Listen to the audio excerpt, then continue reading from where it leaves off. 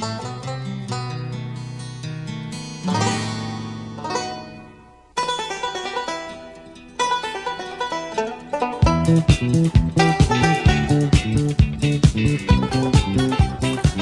and welcome to another episode of the Cover Zero podcast, the show where I cover the least in the best way possible. I'm your host, Jason Wells. Today is Wednesday, April 9th. I am upset that there is snow on the ground currently, but what else can you do? This episode, again, getting closer and closer to draft, but because I didn't actually look at a calendar to see when the draft was, I thought this was going to be my overall thoughts of the draft class, and then going into mock draft next week, and then boom, we're at the draft. And I'm missing a week in there. So no overall massive thoughts of the entire draft class this week. I know I teased it at the end of last episode. This is going to be the guys who throughout this draft process have just been overthought, picked apart, because they have been the top end guys of this draft for basically the entire year. Nothing has changed other than more people watching film to try to nitpick their games. So I'm going to talk about those guys and why they shouldn't be nitpicked. I'm also going to talk about some of the guys who have some round one hype, who might slide due to injury concerns or maybe character concerns, but we'll get into that when we get into that. So that's going to be the overall episode. As always, we'll start off with NFL Weekly Update shortly here.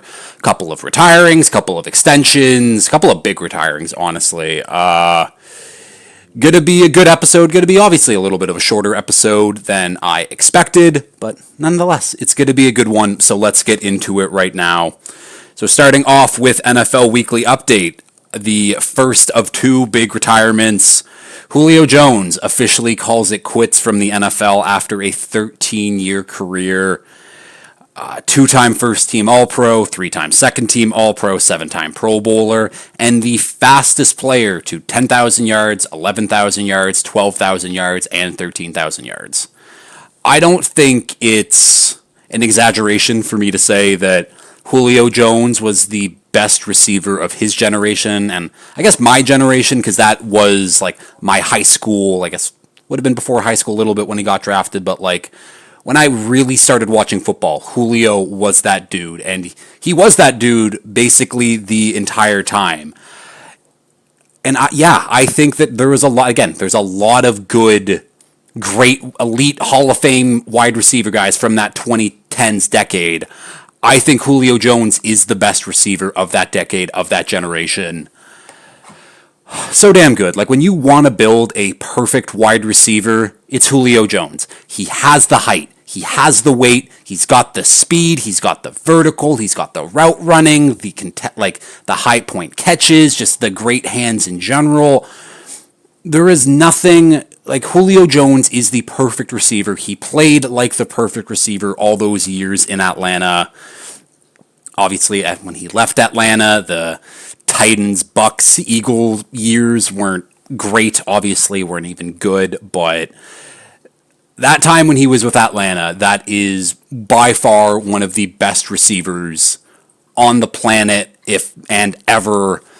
Definitely a Hall of Famer. I think it was Bleacher Report tweeted out, and that might have been we're doing bad take of the week, duh. But that might have been a bad take of the week was, is Julio Jones a Hall of Fame lock? Yes, Julio Jones is a Hall of Fame lock. That's a stupid thing to say.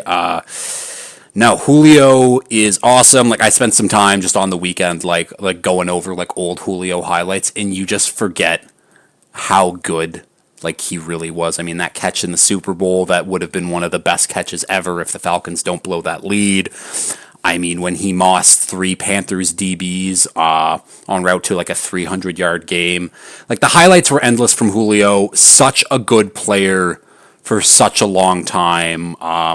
He will be missed. He will be missed. I will be interested to see, because again, I said fastest player to 10,000, 11,000, 12,000, 13,000.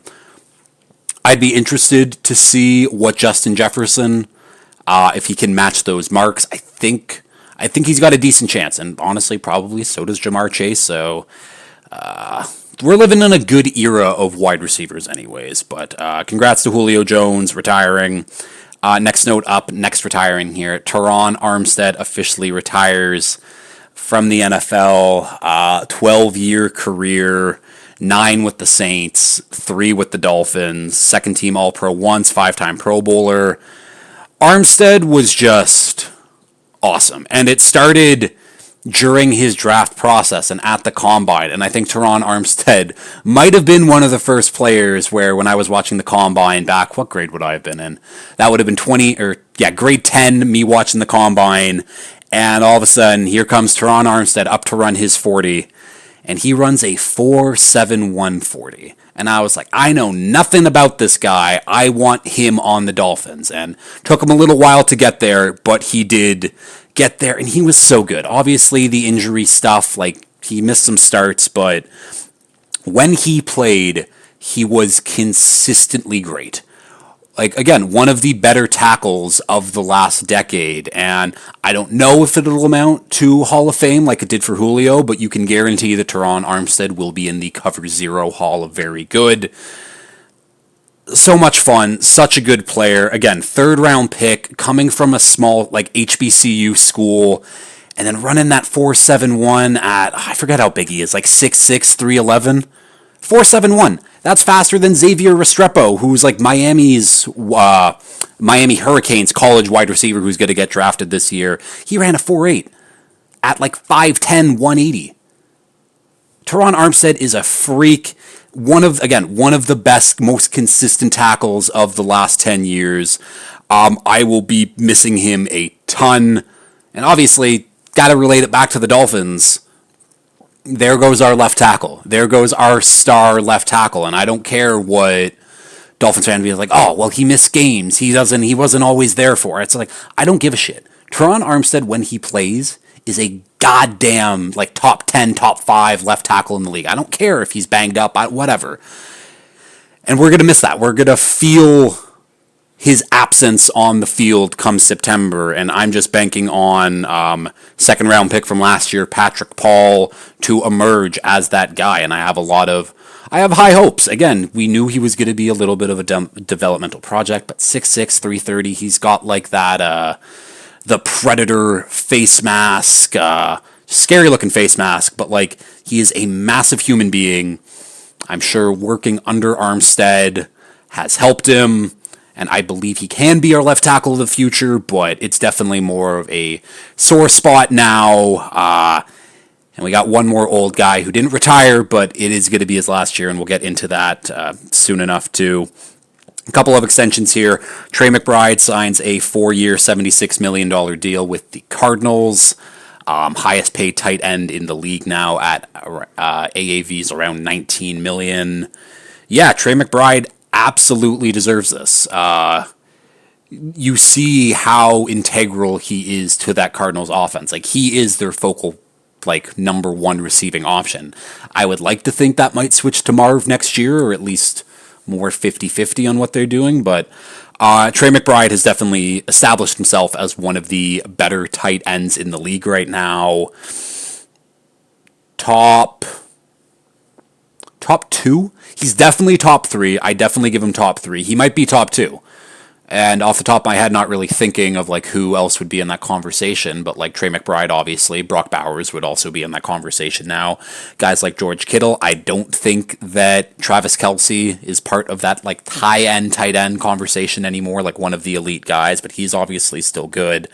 I think I'm forgetting like a really, really big name, and that's going to bug me, but either way, Trey McBride, fucking awesome, really deserves this extension. And yeah, resets the tight end market. I'm sure that makes other tight ends who are going to get paid shortly. I'm sure that makes them happy. We can move on, though. Next, another extension here. Geno Smith signs a 2-year, $75 million deal with the Raiders. 66.5 of that guaranteed. It's a good deal for Geno. And obviously, he still has 1 year left on his original deal, so he's there. He will be in Las Vegas for. Did I say Oakland at first? I don't think I did. I think I just said Raiders. Either way, he will be with the Raiders for the next 3 seasons.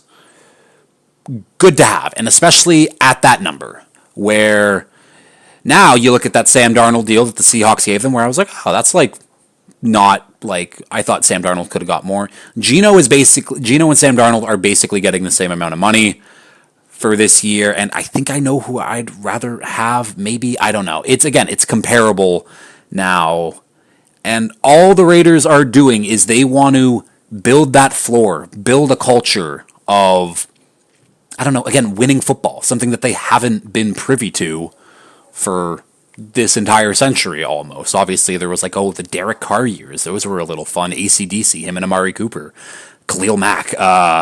But those were short-lived years, and now that I'm saying this out loud, this kind of feels like how the Miami 22, 23, 24 seasons went for me, and I'm not a fan of saying that, but either way, Raiders get their guy. They will obviously probably draft someone to sit under Geno Smith for a year, whether that be this year or next year or the year after that. But Geno will be a Raider, will finish his career as a Raider anyways. And again, congrats on getting that bag.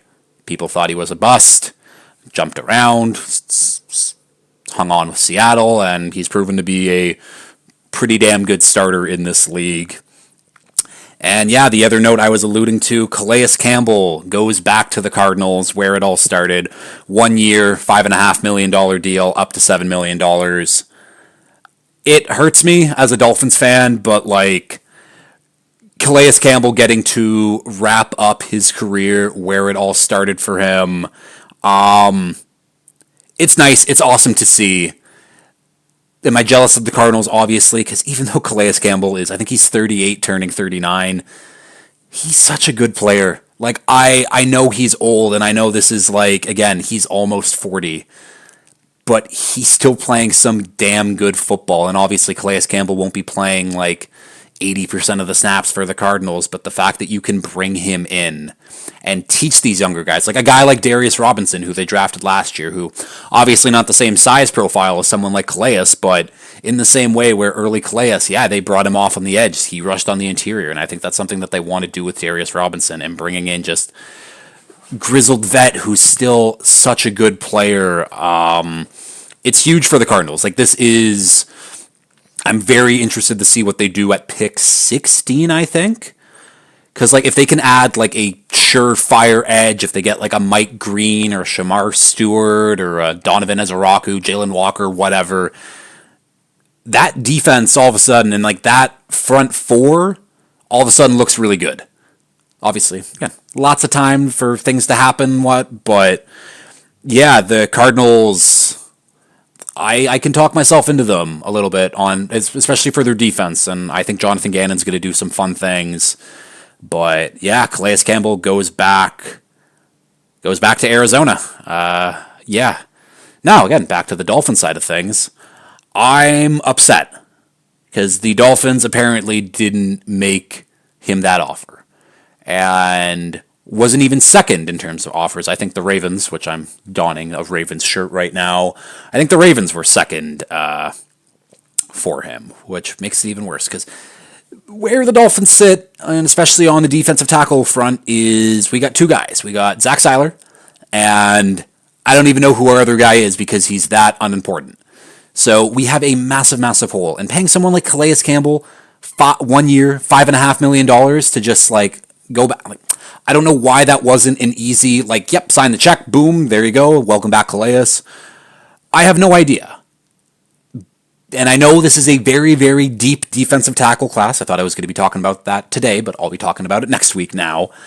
It's a very deep defensive tackle class, so we should be able to come away with a couple guys, but I assumed that we'd have at least, like, Calais Campbell would be there, and then there would be a younger guy to mix in with the rotation. But there isn't. And now my thoughts about the Dolphins are much lower than they were at this point last week anyways. So very, very happy for Calais. I can't wait for his retirement. That man's a future Hall of Famer. I had, like, my doubts about, like, will he, won't he, but he's been this good for that long. I don't know how he isn't a Hall of Famer, and he's just like, he's one of the best people too, according to everyone. So shout out to, what happened to all of my notes? Okay, there they are, perfect. We'll keep going though. Trey Lance signs a 1-year deal with the Chargers. I think it's up to $6 million. I don't know what the number. People were freaking out. It's like $6 million. No, he's not getting paid $6 million. The Dolphins are paying Zach Wilson $6 million, but no, it's up to $6 million. And everyone, I don't know why I'm still caping for Trey Lance. Like, I had such high hopes for him in that 2021 draft, and it never amounted to anything, because obviously that first year it was understandable that he was going to sit behind Jimmy G, and then the second year he looks pretty good, he looks okay, like played in a monsoon, and then gets hurt, and then he's just never had his chance. And it's like, you look at his starts, they're not bad. His numbers are pretty good for a guy who just hasn't played football. He has as many reps as Tom Brady did in his final season than he does in his entire high school, collegiate, pro career. This is a man who we all knew was a project and just needed reps, and he's just not getting any. So he goes to the Chargers, who I'm assuming he'll beat out Easton Stick for that backup job. I don't know. I got into this argument with Cameron, and I do, because Cameron, again, the Niners fan who... He hates Trey Lance for multiple reasons, and more, it's just he wasted so much draft capital that they had when they were kind of in their prime Super Bowl window, which is unfortunate. But yeah, I don't get the Trey Lance slander, especially when you see people who do have jobs in the NFL, like Tim Boyle, Dorian Thompson-Robinson. Like, there are really bad backups who are still just hanging around, and I don't think Trey Lance deserves like that bad of a label. But I will move on from Trey Lance, because it really is an insignificant signing, unless you're me, who still holding on to my Trey Lance stock. Don't know why, but I am. We have a QB trade. Joe Milton and a 7th-round pick get traded to the Cowboys for a 5th-round pick. The Cowboys love doing this thing where they just get people with high pedigree who they liked in the draft process, and they overpay for them. And I think Joe Milton's just the next line of that. Jonathan Mingo. Who else did they bring in that just kind of... Kenneth Murray. Just like those types of signings where I'm just like, why are these guys getting brought into the building? Now, Joe Milton had a very good start last year, Week 18 against the Bills. Were the Bills trying to lose that game so the Patriots wouldn't get first overall pick? Who knows? Did the Bills play all of their backups? Yes, they did. So Joe Milton played a very good game against backup players. Sure. I don't think that one game should have changed a ton of people's opinions on him, because we all know Joe Milton can throw the fuck out of a ball. Like, he can throw it 80 yards. Like, it's crazy. Can he hit the broadside of the barn? Not really. Could he do it against the Bills' backups in Week 18? It looked like he could. So, again, developmental quarterback. I wouldn't have given up a 5th-round pick for Joe Milton, but Jerry Jones is stupid. Again, honestly, this might be just a new routinely thing that I do, is I have to just call out Jerry Jones for being stupid every week. Yeah, I think, again, fine trade for the Patriots. You drafted a guy who you didn't thought would really be anything for your franchise, and you upgraded his draft stock. So, good for you, Cowboys. I guess this is your new backup QB. I would have kept Trey Lance or Cooper Rush instead of going for Joe Milton, because if that gets hurt, I don't know how good Joe Milton's going to be, but either way, we can move on. The Raiders released corner Jack Jones from their team. If you don't remember Jack Jones, he was the guy who brought guns to the airport and didn't realize. So that's Jack Jones. Had a good start to his career with the Patriots, and obviously he's a little bit of a head case. Again, how don't you know you're bringing guns to an airport? I have no idea. But he's out with the Raiders now. His connection to the Raiders, Antonio Pierce was on that college staff at ASU when Jack Jones was there. So Pierce brought him over hoping to get him, and I think the Raiders were just kind of like, hey, well, Pierce is done, so are you.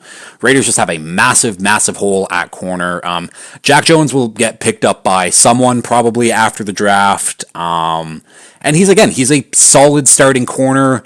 he's shown the potential to be better than what he is, but if he can just get his head on straight, maybe a little bit. But yeah. Next note here, Jordan Pataya. I don't know if I'm saying that right. He signs a deal with the Chargers. You have no idea who that is. He is a New Zealand. No, he's not. South African rugby player, 6'3", 230, and he's getting signed as a tight end. Again, one of these rugby players that's go. We had Louis Rees-Zammit last year. Who is there? Is Christian something? Not Christian Haynes, but either way. The NFL's been doing this rugby thing. Obviously, Jordan Mailata is the most proven guy, but not many guys are Jordan Mailata's size who can put on that bulk to play offensive line. But we'll see what Jordan Pataya can do with the Chargers. Again, 6'3", 220. Size isn't the greatest, obviously. I'll just say with like the rugby players, like at the end of the day, he's 25 also. But like at the end of the day, maybe these guys are just going to be like really good special teamers. Because again, rugby, you need to be able to run with the ball, also be able to tackle well. You got to like keep your lanes. That's really important. That's really important on special teams too. So maybe he's just a special teamer. We'll see how that works out for him, but just a fun signing for the Chargers. Another fun signing here is Colin Granger signs a 1-year deal with the Carolina Panthers. Granger in college averaged 7 points and 4 rebounds on 58% shooting. And if you are confused, Colin Granger is a Coastal Carolina basketball product. D1 player. He is 6'9". He was listed at 6'9", 225 during the basketball season. He's apparently bulked up to 240. So yeah, the Panthers sign a basketball player. And I say he's a basketball player. He's never played organized football. And I just love that a guy who's never played football, who's just big and athletic, can just sign a deal with the Panthers. Again, we'll see how it goes. It's fun. Big white man with a mustache. If you're curious, I don't know. I thought that was for some reason important to mention. But yeah, interested to see how that goes. Hey, maybe he's the next Antonio Gates. I really doubt it, but he's 6'9". That's really tall. And I don't know if this was confirmed, but someone posted like an RAS thing for him and it wasn't complete, but the vertical was filled in at 40 inches, where if you're 6'9" and have a 40-inch vertical, hey, maybe you have a role. Hey, maybe on field goal blocks, you just stand behind the nose tackle, defensive tackles, and you just get up high. I don't know, but another fun story, another fun signing. And last note here, NFL uniform policy change. Teams can now wear their alternates or their throwbacks up to 4 times now. That's awesome. Most teams' throwbacks or alternates are better than their current jerseys. That's Miami Dolphins included. So I love it. I love seeing, again, just more creativity, more customization. I don't know why the NFL is such a stickler for, like, no, you have to wear your home in a way. Like, there's no, like, real customization to, like, anything. This doesn't really allow for customization, but at least it gives teams a chance, for, again, 4 times a year to wear a different uniform than what their standard one is. And I like that a lot. And we can end NFL Weekly Update here.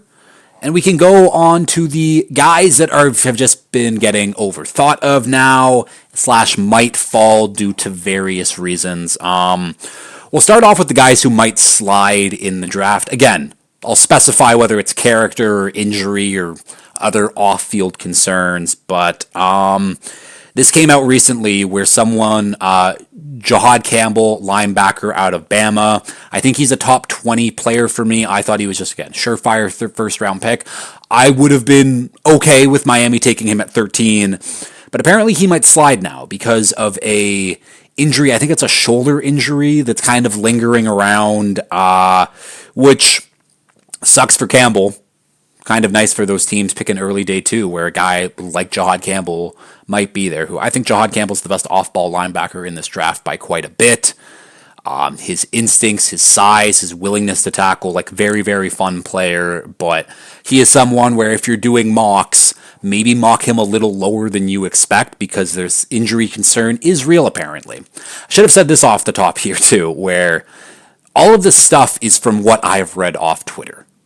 because I have no real NFL sources other than my friend Art's dad, who used to be a scout, but it's not like I'm texting him to be like, "Hi, Dan, I know you've been out of the NFL for 2 decades now, but what's happened with this?" Maybe I should do that. That would be funny. So yeah, like all of this stuff is just basically like Twitter rumors that like, anonymous NFL scout tells blank that this is, whatever's happening. And I'll go into the next guy, Luther Burden, wide receiver out of Missouri. If this was the 2024 draft, probably would have been, I say that, but probably not, because that fucking first round, the wide receiver group last year was so stacked. But had a terrific 2023 season this year, kind of just because the offense at Missouri wasn't as good. Pretty good numbers, but obviously not what the 2023 tape and stats showed. But Burden might slide just a little bit because apparently his mom's a little nuts and so is his girlfriend, and teams don't like to deal with that. And it's not even just like, they're just a little nuts. I think his mom might be his agent, which it's always a little stressful when family gets involved at that level, but that's kind of Luther Burden's thing. Maxwell Harrison out of Kentucky, the fastest. Was he the fastest? No. No, yeah, he was. The fastest player at the combine this year. Yeah, corner out of Kentucky. He might slide a little bit because there's some off-field concerns that might have sexually assaulted someone. Not great. Again, it's allegations, they're rumors, but they're out there anyways, and that's why Harrison might slide a little bit. And same reason why Mike Green out of Marshall. Again, there's a reason he was at Marshall and not Virginia Tech, where he started. Again, it's the bad sexual assault allegations that caused him to leave the school, and now he's here now, and it doesn't seem like those rumors are hurting his draft stock, but it's something in the back of teams' minds that they will definitely have to consider with a player like Mike Green. So again, just another one. James Pierce Jr. out of Tennessee. So there's some character concerns that people are worried about, and it's the same for Walter Nolan, who I'll talk about in a bit here too, but all I'm getting, so it's like, at least for the other ones, I've seen things where it's like, people might not like this guy's like mom and girlfriend, and there's an injury, and there's literally some serious allegations for some, like with James Pierce and Walter Nolan, it's just character concerns. And when you try to dive in any deeper, like I tried to go for a deep dive on Twitter to see like who's in, there are a lot of people being like, what are these character concerns? What are people talking about? And other than just like, random NFL scout says that, there's some character concerns with James Pierce and Walter Nolan. I don't really know. Walter Nolan's been to 5 different schools, 3 different high schools, 2 different colleges, like just kind of like a mercenary for hire, and people are questioning like, his love for the game. James Pierce Jr. might be a locker room concern where like guys don't really like him, kind of a dickhead. I have no idea. But those are guys who are getting first round buzz anyways that might become day 2 picks because of whatever off-field stuff that's happening. And now we'll talk about the guys who are just getting overthought of completely in this draft class because they have just been the top guys for so long. Those guys, Ted McMillan, Will Campbell, Kelvin Banks, Malachi Starks, Mason Graham, and Will Johnson. All of them are just getting picked apart for whatever reason, and I don't really get it. We'll start off with Will Johnson. Turn on the 2023 tape. I can say that with a lot of the prospects in this draft, where due to injury or whatever, and Will Johnson was banged up this year. That is noted that he was playing with an injury late in the season. And obviously that Michigan team just kind of stunk in general, going off that national championship. But the Will Johnson 2023 tape would have, like, let's say 2024 happened and the 2023 tape was the 24 tape, Will Johnson would have rivaled Travis Hunter for corner 1 in this class. Like, that is a serious, like, thing. And the fact that there's been, again, because he's been so overthought, because we all know that Will Johnson going into this year was going to be a first round top 10 potential pick at corner. And that hasn't changed, other than people being like, I don't know, an injury concern. I don't know, his compete level isn't always there. And I get it. my compete level also wouldn't be there if I had an incredible year at Michigan and I had to come back because of just draft rules. Still a really good player, still a dynamic player, still the second best corner in this class, should not be overthought of. And same thing with his teammate, Mason Graham. And I think that Mason Graham kind of shot himself in the foot just a little bit during his process because his play weight, it's rumored to be 310, 315. That's what he plays at. And when he checked in at the combine, I think he came in around like 295, and people were like, oh, he's way lighter than I expected. And where he kind of shot himself in the foot was there was an injury, and he didn't end up actually doing any of the testing at the combine. So he measured in way lighter than he normally would have, and he didn't do the athletic testing that would have proven that, oh, yeah, he's a freak. Who fucking cares? So, and he's just, again, we're now in this process. We're same thing with Mason Graham, like Will Johnson. Going into this season, it was, yep, Mason Graham is one of the best defensive prospects in this draft, and he still is. And people like to pick him apart where it's like, oh, well, he's a little undersized. He doesn't play, he doesn't have enough power in run defense. And it's just like, he's so good. Again, like Will Johnson, it sucks having like an incredible career year, national championship, and then still having to come back and try to put out better tape. And Mason Graham's tape was still awesome this year. He's a really good run defender. He can give you a lot of juice in the pass rush game too, something he can develop a little bit better at, but he's still a damn good player. And I've seen him get nitpicked way too much over the last month or so anyways. Like, if he would have come in at the combine 310, did his testing, and his testing showed that, yeah, he's a freak athlete, no one would be, like, having, like, humming and hawing about how good Mason Graham is. Mason Graham is awesome. Don't overthink it. The other guy that needs to get overthought, same thing. His 2023 tape, better than his 2024 tape, but Malachi Starks is a top 10 player for me, the best safety far and away in this class. And it's just getting overthought. I mean, Vegas still has Nick Manawari as the in their draft odds as the first safety to go, and I don't really understand that. I like Nick Manawari, but for a guy who's that big and that freakishly athletic, he doesn't play like it. Where I see a guy like Malachi Starks, where, yeah, that 2023 tape was awesome when he was making plays, causing turnovers. That Georgia defense was obviously just better in 23 than it was in 24.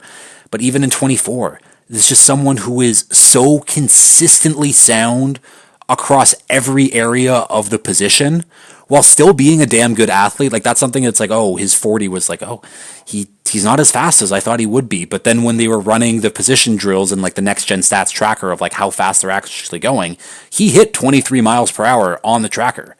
That's fast. And like noticing like at the combine too is his speed doesn't change. There's no kind of like, oh, he's breaking down to change direction. He maintains his speed so well, which is so hard to do. Just getting overthought of. Like, I don't know how he isn't consensus number one safety. I don't know how Vegas thinks that Nick Manawari is going to be the first safety taken.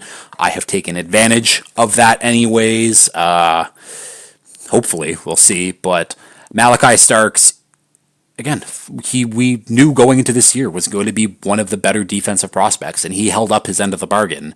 But now we're getting into the territory of, okay, everyone likes Malachi Starks. Am I going to have a different take of, oh, this is why Malachi Starks won't work out? And it's dumb. It's stupid. It makes no sense to me.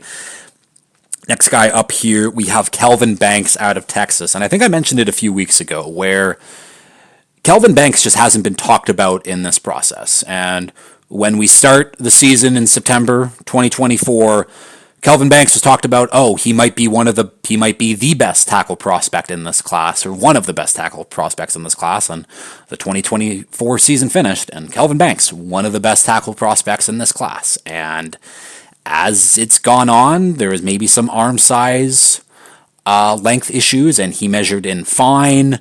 I mean, the measurement stuff was terrible to begin with, but he measured in fine, he tested fine. It's just no one's talking about him. And there's been talks, it's like, oh, obviously, like Will Campbell's still there. I'll talk about Will Campbell in a little bit. Armin Membu has been a huge riser in this process. Someone like Josh Simmons, who got hurt, but his tape was so good at the start of 2024. Like, where Kelvin Banks has just kind of been there. You know he's good. You know you're going to be drafting a left tackle who's probably going to play for you for 10 plus years. And hey, maybe if it doesn't work out for tackle, there's been talks about moving him inside to guard, where maybe a team like the Seahawks, who they like their tackles with Charles Cross and Abe Lucas, maybe you pick him at, what are they, 18? You pick him at 18, you put him at guard, and then, maybe if someone gets hurt, you can slide him out to tackle. Like, the versatility, he's just been so goddamn consistent the entire process where no one talks about him. And again, it's not a bad thing. He's still probably going to be a top 20 pick, but someone that people, again, it's not even like people are overthinking him. It's people just aren't talking about Kelvin Banks. And it is such a weird thing. Like, I would be very happy with Kelvin Banks at 13. Kick him over into guard. Maybe Patrick Paul doesn't work out at left tackle and you can slide him in there. Like, I don't know. But someone who's just gotten, like, again, no hype, no coverage at all during this entire draft draft process, but again, has been consistently a top 3, top 4 tackle, like, consensus the entire time. And you pick guys like that. You just know exactly what you're getting. The other tackle we're going to talk about here is Will Campbell out of LSU, who want to talk about arm length issues. Oh my God, they made such a big deal at the combine. Oh, his arms are a little short. And then his pro day happens, and it's like, wait, his arms they met the threshold. They met that 33-inch threshold. And apparently 43 of the 46 offensive linemen at the combine, when they measured in at their pro days, had longer arms. Doesn't make any sense. And people are like, oh, okay, well, the pro days, it's the school guys doing it. They're giving their guys. Nope, it's NFL scouts that are still doing it. It's just whoever that NFL scout at the combine who was measuring people was just doing it wrong. And apparently people were telling him he was doing it wrong, but he was so, what's the word? He was so stubborn about it, where he's like, nope, this is it. I'm doing it. Nope, this is it. This is how you do it. And people were like, no, it's not. And they just let him continue to do it.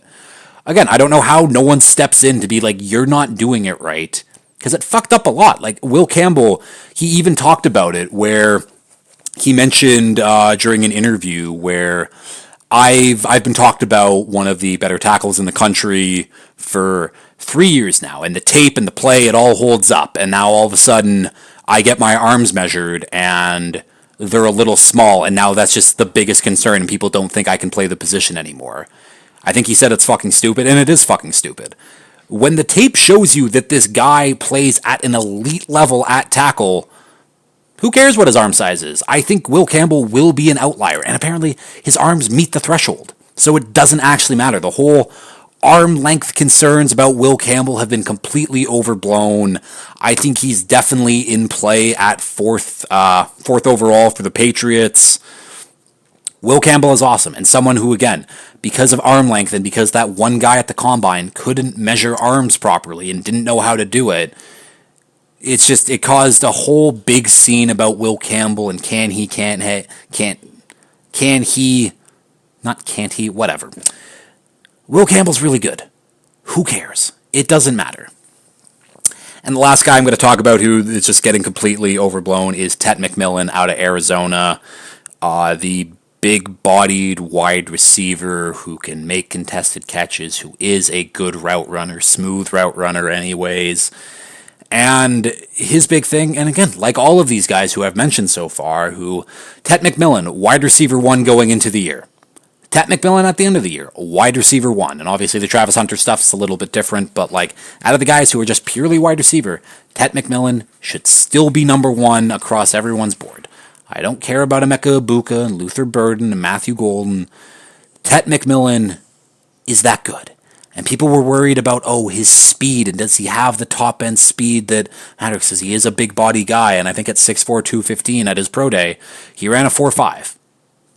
That's fucking great. That is especially great at this size, and people were still like, I don't know. That's kind of slow. It's not. It's that's perfectly good NFL wide receiver speed, especially for a guy who's 6'4", who is going to be your jump ball guy. Get him in the end zone, high point the ball. That's what Tet McMillan is supposed to do for your offense. I don't care that he's not a burner. And the fact that people are making such a big deal about Tet McMillan when a guy a few years ago in Drake London, who exact same thing. Bigger bodied receiver, honestly probably comes in around the same size as a guy like Tet McMillan, who just straight up didn't run his 40, didn't do it at the combine, didn't do it his pro day. Drake London's turned out fine. I think it's a fairly decent comparable. I think Drake London might be a little bit better of a route runner, like coming in, but like Tet McMillan is still awesome. And the fact that there's talks like, oh, Tet McMillan might not be like a top 20 player. He might not even be the first receiver taken. He should be the first receiver taken. I don't understand the Matthew Golden hype. I think Matthew Golden is going to be like a good NFL receiver, but I think Tet McMillan can be a wide receiver one. And I think that's where there needs to be a distinction is like Tet McMillan can be a pure wide receiver one outside threat for you, where I think a guy like Ibuka, like Luther Burden, like Matthew Golden, they might not live up to that wide receiver one status. They might all be very good wide receivers, but being a true number one, it matters. And I think Tet McMillan can be that for a lot of offenses. And again, just getting overthought completely right now. So those are the guys who are getting overthought of anyways. Those are guys who might slide in the draft. And next week we will get into all the juicy stuff. I was actually really, really excited to start recording that episode because I have some fun guys to talk about. I have like some like fun facts about some players, and it'll be a good episode next week. So I think I have 100. I have 137 names that we're going to talk about next week. And again, we're not going to go into details on all of them. I've put stars next to the guys who I want to dive into a little bit deeper, but I will mention 137 draft prospects on next week's show. Yeah, I don't know. And then, so it's going to be overall impressions of the draft, then it's mock, and then it's the actual NFL draft, and then we really get into the dog days of the NFL season where I got to actually think of things to do for shows coming up, but we'll end it here. Pretty decent episode, if I do say so myself. Oh, actually, no. How could I forget? Because I didn't say it at the top of the show.